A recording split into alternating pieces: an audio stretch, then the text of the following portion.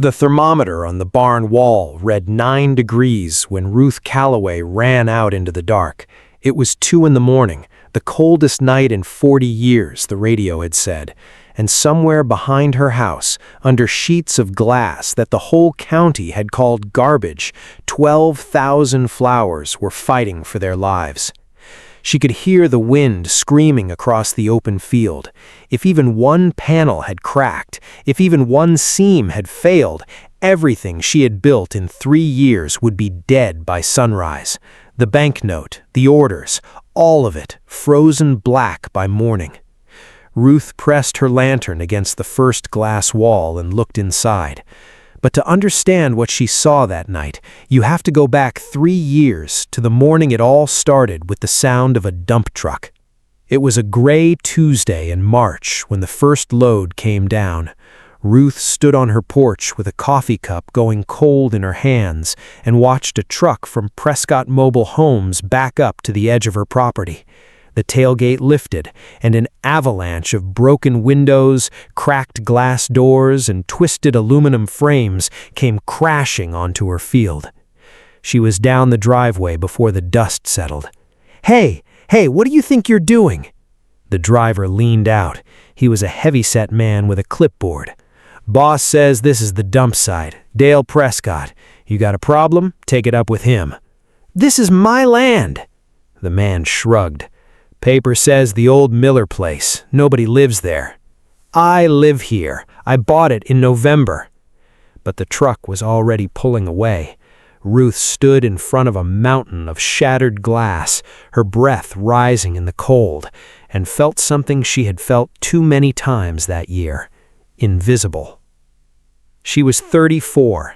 8 months earlier, she had signed divorce papers in a lawyer's office in the city, taken her half, and spent nearly all of it on 40 acres of tired dirt that everyone said was a mistake.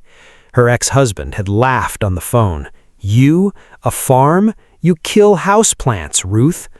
Now she had a farm covered in broken windows. She drove into town that afternoon and found Dale Prescott in his office, boots up on his desk. He was a big man with a gold watch and a smile that never reached his eyes.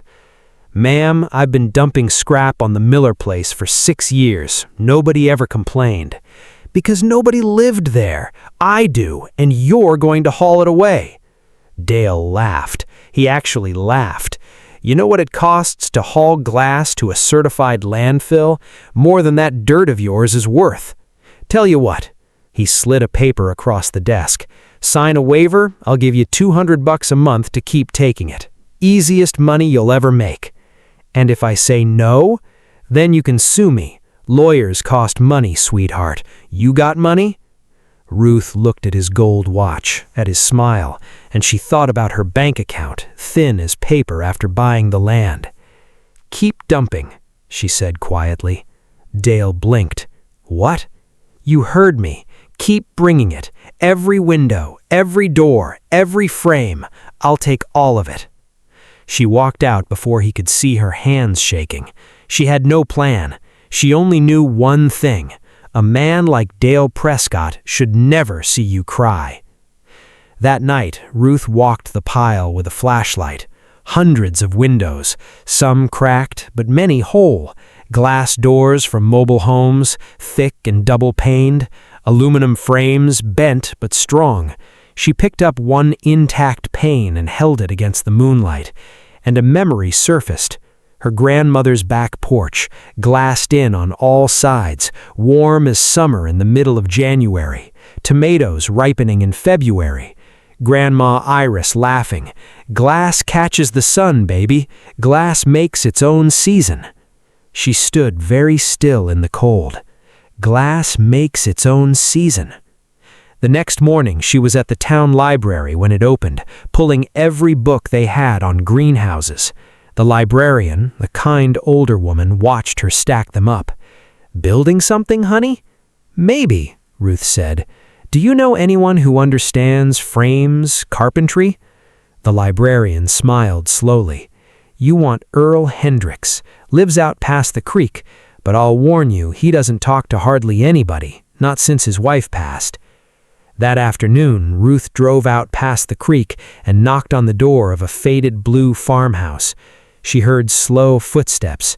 The door opened 6 inches and a pair of sharp gray eyes looked out at her. "Whatever you're selling, I don't want it." "I'm not selling anything. I have 400 broken windows and a crazy idea. People say you're the best builder this county ever had." The door started to close. Then it stopped. "How many windows?" the old man asked. Earl Hendricks stood at the edge of Ruth's field the next morning, looking at the mountain of glass with his hands in his overall pockets. Ruth waited, her heart pounding. "A greenhouse," he finally said, "out of trailer windows. Not one greenhouse, a whole row of them. Flowers in winter, Mr. Hendricks, when every florist in the state is paying triple to ship roses from South America. I'll be cutting them fresh, 20 miles from their shops." Earl picked up a cracked window frame and turned it over in his hands. His fingers moved along the aluminum like he was reading it. "Cheap frames, soft metal, bad angles." He set it down. "It won't work the way you're thinking." Ruth's stomach dropped.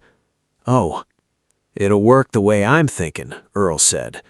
"Double walls, air gap between the panes for insulation, steep roof so the snow slides off. You'll need lumber for the skeleton. Glass is just the skin." Ruth stared at him. "So you'll help me?" Earl looked at the pile for a moment, and something passed over his face, something old and tired. "My wife kept a little greenhouse, 40 years, geraniums. After she passed, I tore it down, couldn't stand to look at it empty." He pulled his cap lower. "I got nothing but time, and time's been killing me. Be here at 6 tomorrow. Bring gloves." That was the whole agreement. No contract, no money. Just an old man who needed a reason to get up and a woman who needed someone to believe her.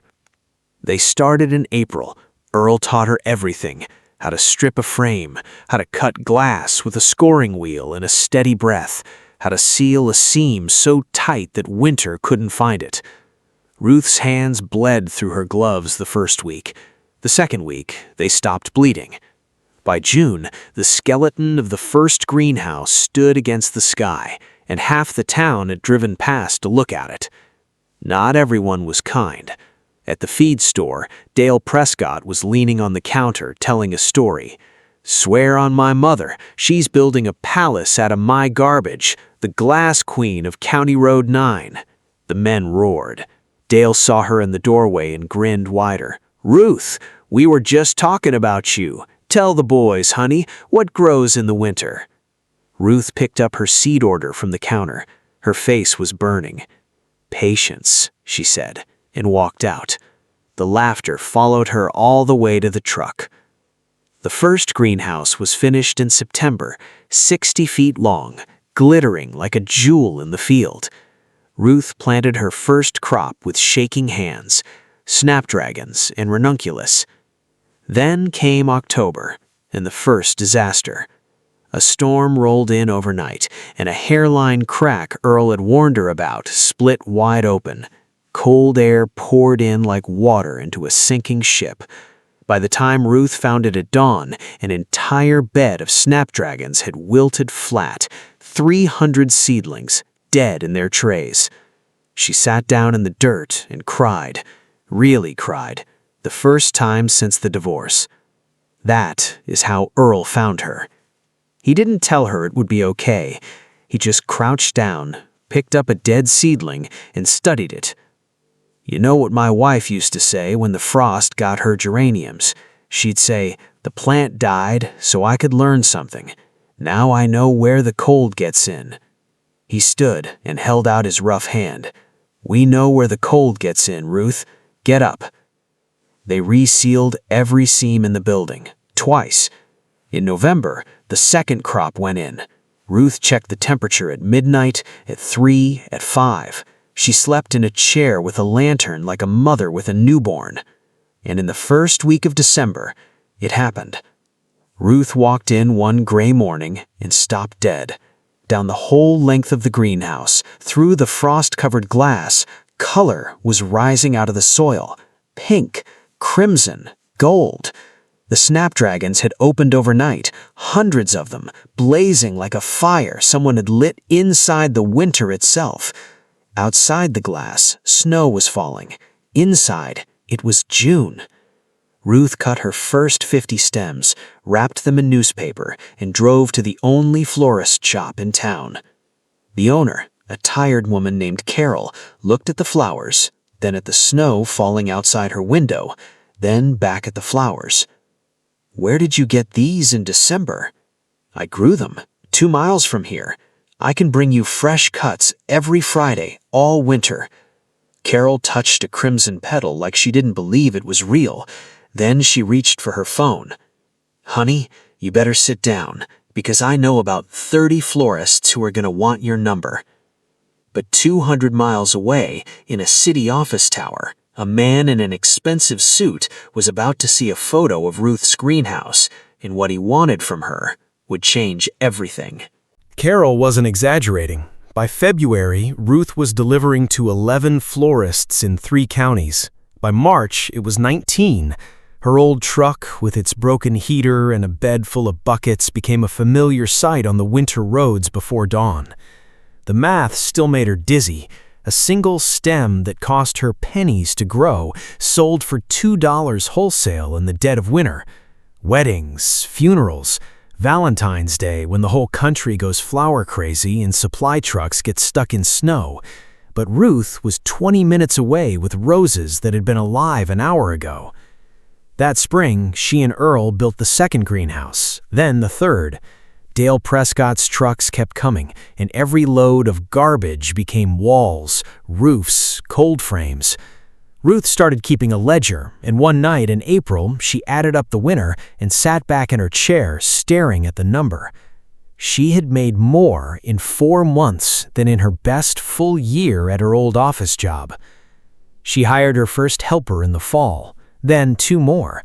Women from town, mothers who needed work that ended before the school bus came. She paid them fair and taught them everything Earl had taught her. The feed store didn't laugh anymore. Now the feed store asked if she needed anything delivered. By the 3rd winter, there were 5 greenhouses shining in the field, and Ruth Calloway's flowers were in shops 100 miles away. That was when the photo happened. A newspaper from the city ran a story, "The Winter Flower Farm Built from Trash," with a picture of Ruth standing in a blizzard, holding an armful of tulips, 5 glass buildings glowing gold behind her. 3 days later, a black SUV came up her driveway. The man who stepped out wore a suit that cost more than her truck. He introduced himself as Victor Lang, regional director of a floral distribution company whose name Ruth had seen on shipping boxes her whole career. He walked the greenhouses in silence. He touched nothing. He counted everything. "Miss Calloway," he said finally, "your product is exceptional, and your costs are absurd, in a good way. I want to offer you a contract. We'll take your entire output, every stem, every winter, guaranteed." Ruth's heart jumped. "The whole crop?" "The whole crop," he smiled. "One condition, you sell only to us, exclusive, and we set the price." "What price?" He named a number. It was 40% below what the florists were paying her. "That's less than I make now," Ruth said. "It's guaranteed," Victor said smoothly. "No more driving at 4 in the morning, no more begging little shops. 1 check every month. Sign it, and you're safe forever." He paused at his car door. "Refuse and understand something. We supply every florist you sell to, every single one. It would be a shame if their contracts with us suddenly required loyalty." Ruth stood in the snow long after the SUV had gone, the word safe rattling around in her chest next to the word threat. Earl spat in the snow. "Man drives 200 miles to steal a garden. Some suit." But that wasn't the worst news that week. The worst news came in a thin envelope from the county courthouse. Dale Prescott, having read the same newspaper article as everyone else, had done his own math. His trash had built a farm worth $500,000, so his lawyer had produced a claim, cold and simple. The dumped materials had never been legally transferred. They were company property, stored on her land. Dale Prescott Mobile Homes was demanding the return of all materials, or their assessed value. The assessed value of 5 finished greenhouses. Ruth read the letter 3 times at her kitchen table. Her hands didn't shake this time. That surprised her. 3 winters of frost and midnight repairs had burned the shaking out of her. "He gave me that glass," she said quietly. "You got that in writing?" Earl asked. Silence, because she didn't. There had been a waiver on Dale's desk that day, 3 years ago. She had refused to sign it. There was nothing on paper at all, just her word against a man with a gold watch and a lawyer. "Then he's going to swear you stole it," Earl said, "and Lang's going to squeeze the florists while you're busy fighting. They'll take turns on you, Ruth." Ruth looked out the window at her greenhouses, glowing in the dusk like 5 lanterns somebody forgot to blow out. Everything she had, built from everything they threw away. "Then I'd better be smarter than both of them," she said quietly. She reached for her coat. There was one person in town who had been there the very first day, someone who saw the trucks dump load after load, month after month, for years. Someone Dale Prescott had completely forgotten about. The driver. The driver's name was Marvin Kessler. Ruth found him at the diner on Route 6, eating meatloaf alone in a corner booth. The same heavy-set man who had leaned out of that truck 3 years ago. He recognized her instantly, and to her surprise, he looked ashamed. "I heard what Dale's doing to you," Marvin said, pushing his plate away. "It ain't right. I told my wife, that ain't right." "You were there, Marvin, that first morning. You told me Dale said my land was the dump site." "He did say it." Marvin rubbed his neck. "Ma'am, I'll tell you something, but you didn't hear it from me. Every load I ever hauled, I had to log. Date, weight, destination. Company rules for the fuel records." He lowered his voice. 3 years of tickets, and every one of them says the same thing in Dale's own handwriting. Disposal, not storage. Disposal. He signed every sheet. Ruth's pulse was hammering. "Do those records still exist?" "Filing cabinet in the shop office. Dale never throws out paper. He's too cheap to buy a shredder." Marvin looked at her for a long moment. "There's something else. Before your place, we dumped on the creek flats north of town, county land, 200 loads right by the water. If anybody official ever looked into Dale Prescott's disposal practices..." He didn't finish the sentence. He didn't have to. Ruth drove home through the dark with her mind on fire. She didn't need to steal anything or trick anyone. She needed one thing: a subpoena. A lawyer could demand those records, and Dale's own signature would sink him twice. Once for the lie about storage, and once for what was buried by the creek. The next morning, she hired the only lawyer in town, a semi-retired woman named Grace O'Coffer, who worked out of her sun porch and hadn't lost a case in years, mostly because she only took cases she believed in.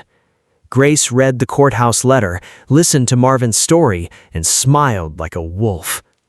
"Discovery request," she said. "We'll ask for all disposal documentation. If he refuses, he looks guilty. If he complies, he is guilty. Mr. Prescott has built himself a lovely little trap." But Dale wasn't the only wolf circling. Victor Lang had kept his promise. One by one, Ruth's florists began calling, embarrassed, apologetic. Carol was nearly in tears. "Ruth, they told us if we keep buying from you, our summer supply contracts double in price. I can't run a shop like that. Nobody can. I'm so sorry." By the end of January, Ruth had lost 14 of her 19 shops. The greenhouses were producing thousands of stems a week, and she had almost nowhere to sell them. Buckets of perfect flowers sat in the cold room, waiting. Payroll came out of her savings, then the banknote came out of her savings, then the savings ran out of savings. Her workers offered to skip a paycheck. Ruth refused. "You'll be paid every Friday, same as always." And she quietly sold her grandmother's ring to make it true. And then, in the first week of February, the radio said words that made every farmer in the country go quiet. Arctic front, once in 40 years, 9 degrees below anything her greenhouses had ever survived. The cold came down on a Thursday night like a hammer. Ruth couldn't sleep. At 2 in the morning, she saw the thermometer on the barn wall, 9 degrees, and ran out into the dark, lantern in hand. 12,000 flowers, Valentine's crop, the last money she had in the world, standing in glass buildings made of trash. If even one seam had failed, it was over. The farm, the case, all of it. She pressed her lantern against the first glass wall and looked inside, and her legs nearly gave out. There was light inside, not her light, another lantern, moving slowly between the flower beds, and smoke, a thin gray ribbon curling from the old iron stove in the corner, a stove that hadn't been lit since Earl installed it, just in case. Along every seam of the north wall, fresh sealant, still glistening, straw bales stacked against the foundation gaps. In the middle of it all stood Earl Hendricks, 68 years old, in a coat over his pajamas, feeding wood into the stove at 2 in the morning in the coldest night in 40 years. "Earl, how long have you been out here?" He looked up, face gray with exhaustion, frost in his stubble. "Since midnight," he said. "Radio said 9 degrees. Alice's geraniums never had a stove." He swayed slightly, catching himself on the workbench, and Ruth saw his hand pressing hard against his chest. "Earl?" "The flowers are fine. Check the flowers." And then his knees buckled. The ambulance lights turned the snow blue and red. Ruth rode beside Earl the whole way, holding his cold hand, whispering, "You stay with me, old man. You stay." He did. A heart attack, the doctors said, but a small one, caught early. When Earl opened his eyes the next afternoon, the first thing he asked was not about himself. "The flowers?" "Alive," Ruth said, crying and laughing at once. "All 12,000. You saved Valentine's Day, Earl." 2 weeks later, Grace O'Coffer stood in a county courtroom and laid 3 years of disposal tickets in front of the judge, every one signed by Dale Prescott, every one marked disposal. Then she laid down photographs of the creek flats. Dale's lawyer asked for a recess and never really came back. The lawsuit was withdrawn by Friday. The state's environmental inquiry into Prescott Mobile Homes began the following Monday. The man who'd laughed at the Glass Queen of County Road 9 spent that spring paying fines instead of collecting them. As for Victor Lang, Ruth never signed his paper. Instead, she called the 14 florists who had been forced to drop her and made them a different offer, a co-op. They would buy directly from her together under one shared contract that no distributor could touch. Carol signed first. By summer, all 14 were back, plus 9 more. On Valentine's Day, every rose, tulip, and snapdragon in 3 counties that mattered had come out of 5 greenhouses built from a rich man's garbage. That June, Ruth put up a small wooden sign at the end of her driveway. It read, "Callaway Winter Flowers, established in a junk pile." Below it, in smaller letters, a line Earl had carved himself. "Glass makes its own season." Earl still comes every morning. Doctor's orders say no heavy lifting, so he supervises from a rocking chair Ruth placed in greenhouse number 1, right beside a bed of geraniums she planted without telling him. The first time he saw them, he didn't say anything for a long while. Then he touched one leaf very gently and said, "Alice would have liked you, Ruth." They threw away their trash on her land and called her crazy for keeping it. 3 years later, their trash pays her workers, fills their weddings, and blooms in the middle of every snowstorm. Because some people see garbage, and some people see glass catching the sun. If this story warmed you like a stove on a 9-degree night, share it with someone who's starting over from nothing, and subscribe, because every week on this channel, someone else's garbage becomes someone else's miracle.